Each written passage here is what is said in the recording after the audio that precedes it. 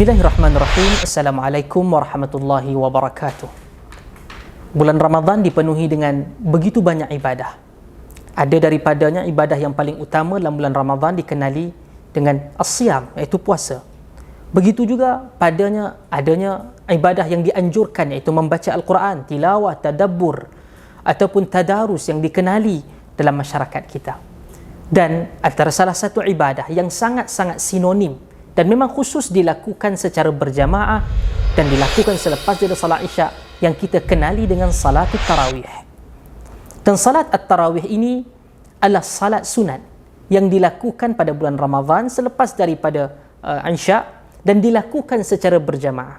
Adapun pada bulan-bulan yang lain, ianya mungkin dikenali dengan tahajud seperti mana pandangan oleh Al-Imam Nawawi rahmatullahi alaih.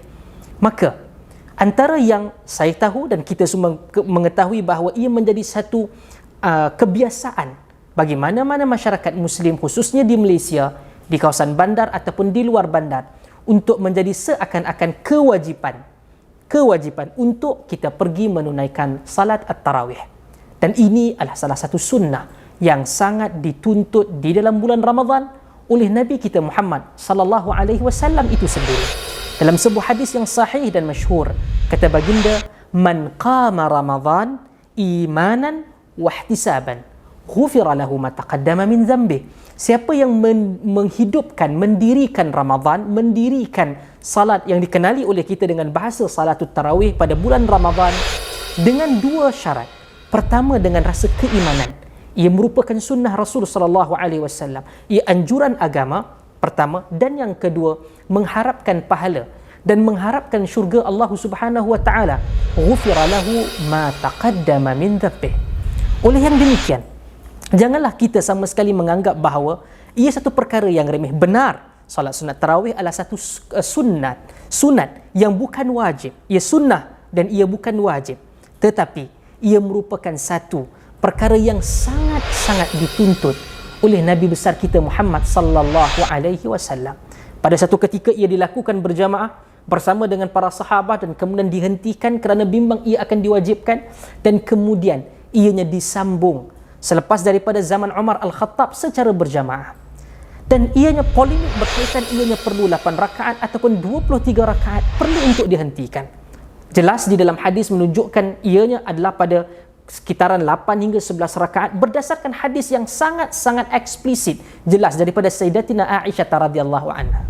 Namun sekiranya bagi sesiapa yang ingin meneruskan melakukannya sebanyak 23 rakaat, silakan, dan pastikan ia dilakukan dalam keadaan yang begitu khusyuk dan ayat-ayat Al-Quran yang dibaca padanya memberikan keinsafan, memberikan kekuatan, memberikan kefahaman di dalam diri seorang mukmin. Apapun ianya perlu untuk dilaksanakan. Namun ada satu lagi perkara yang mungkin kita boleh sama-sama kongsikan, iaitu di sana wujudnya sebuah hadis yang disahihkan oleh sebahagian di kalangan ulama, antaranya Al-Imam Abu Dawud, dan juga disahihkan oleh pengkaji hadis zaman moden, iaitu Syekh Nasiruddin Al-Albani rahimahumullahu taala, yang mana Nabi sallallahu alaihi wasallam mengingatkan, "Man qama ma'al imam hatta yansarif kutiba lahu qiyam lailah."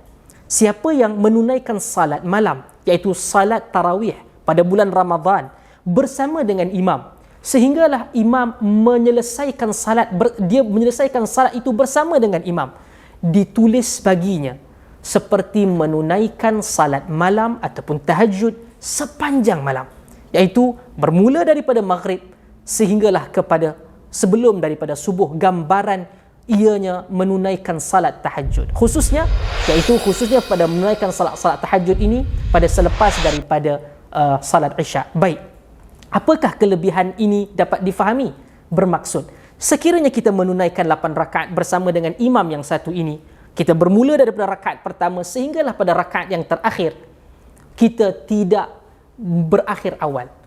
Dan sekiranya kita memulakan dengan imam yang menunaikan salat tarawih itu 23 rakaat sebagai contoh, kebaikan ini akan diperolehi oleh kita apabila kita memulakan bersamanya dan berakhir bersamanya. Maka carilah ruang dan tempat yang mana sangat sesuai dengan kemampuan kita, sama ada 8 rakaat ataupun 23 rakaat. Yang pasti tunaikan salat sunat tarawih dan usahakan untuk bermula dan berakhir bersama dengan imam bagi dituliskan kebaikan sepanjang malam menunaikan ibadah.